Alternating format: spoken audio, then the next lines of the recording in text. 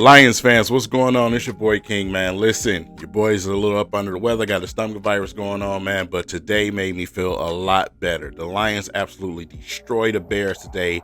Take care of business at Soldier Field. Also, there's a chance that Washington can beat the Eagles. They have the football. They're only down 3 points. Let's see what happens. We got to keep an eye on Seattle and the Vikings too. A lot of football to watch today. But with that said, shout out to BetUS for sponsoring this video. Let's get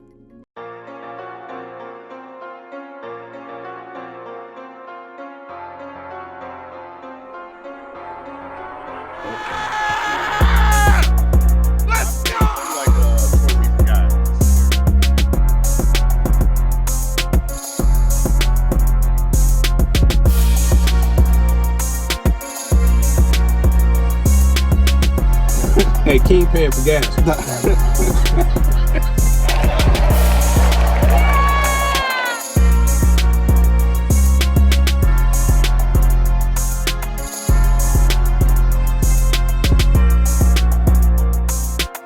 right, man. Where do we start?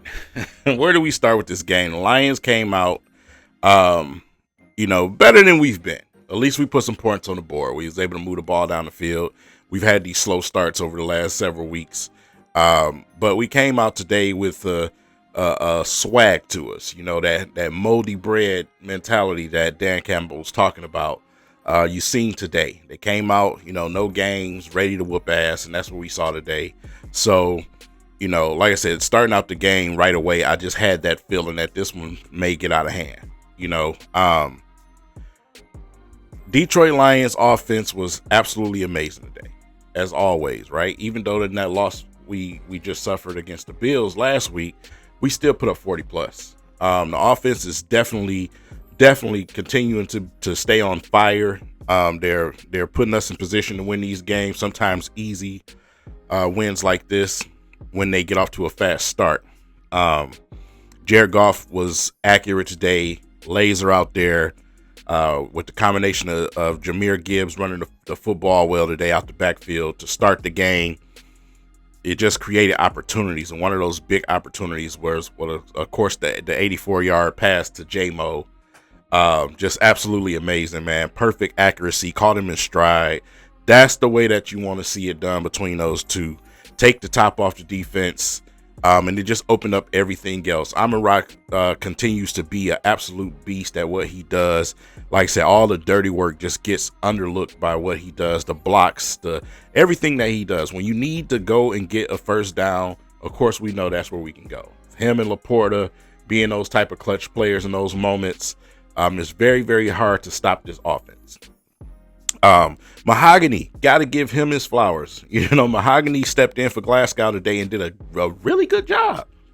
Did a really good job in the trenches, man. Like I said, we didn't have the penalties that you saw from the Bears today. They just could not get out of their own way. And that's what I was talking about with these two teams that we have, the Bears, the 49ers. These teams, they don't really have much to play for. The Bears, yeah, they want to play spoiler, but at the same time, it's like, man, our season is done. Like, what are we really doing with some of those players? Players just didn't seem focused over there. A lot of fumbling the football from Moore. And, like I said, just didn't seem locked in as usual. The offensive line stood stout today against their defensive line, and that helped us out a lot. Once our offensive line gets to moving people, it makes it a whole lot harder, right? We protect Jared Goff. We keep Jared Goff clean. You're going to have a tough time trying to beat the Detroit Lions. That's just what it is. So great job all around from the offensive side of the football. Got it done. Defense. So we gave up a few points on the defense. You can see that Aaron Glenn was kind of upset on the sideline. Some misassignments going on. On that second scoring play, it was definitely Terrion and Melifonwu got caught looking into the backfield. I've seen that a couple of times from the safeties today. Obviously, going up against a quarterback of Caleb Williams, and you also are a little, have a little PTSD from going up against Josh Allen. You don't want to give up big plays to the quarterback running the football. So, at the same time, you have an assignment to do. You got to make sure you stay focused and you make sure that you pay attention to the assignment at hand. You allow Allen to get loose and you got confident and you thought he was somebody again. Yeah. Didn't need it. But when we needed them to, they stood stout in situations, man. We came up with a sack today. Got to give credit to Muhammad every single game. I'm mentioning this man's name. He has been so good for the Detroit Lions. He was the one guy that got a sack today. And it's just been constant with him. So, like Brad Holmes has such an eye looking for these guys and finding these guys, man. And it's been pleasant. It's been very pleasant to see some of these guys step in and step up with the amount of injuries that we have on the defense, of course. So, let's talk about the penalty, man. That flag against J-Mo, my God, I don't know if our own media here is going to try to swing this into a topic. It shouldn't be at all. Man, that should not have been a flag. Man. I mean, he always spins the football. The guy hit him late in the first place. You missed that. But he spins the football. You call a flag. He didn't say nothing to the guy. He just got up and just got out of there, spent the football, ran off. That's it. You threw a flag. Like, come on. That it's not only that flag, but the one at the end of the game that the ref threw again. The ref tried to call some type of penalty on that last pass defense. Like, bro, like, what is happening? Like, are we really getting this soft? Are we really getting this soft? It's bad enough what y'all doing with the quarterbacks. Are we really getting this soft in the league, man? It just, you seen Dan Campbell pull J-Mo to the side. They had a nice little discourse between each other.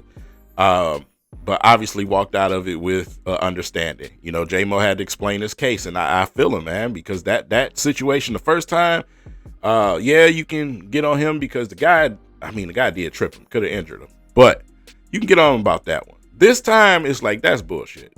I'm going to defend myself, but you love to see Dan Campbell pull him to the coach. That's coaching, you know what I'm saying? Pull him to the side and coach him up and say, hey, man, listen, hey, don't give him a chance to do this, that, and the third. Well, he really didn't give him a chance. You know what I'm saying? So it had nothing to do with them or the sideline. It was just celebrating the fact that he caught the ball and it was a first down. So whatever that is, man. But I just love Dan Campbell, man. I can't wait to see his post-game speech in the locker room, because everything that he said last week you saw out there on the field.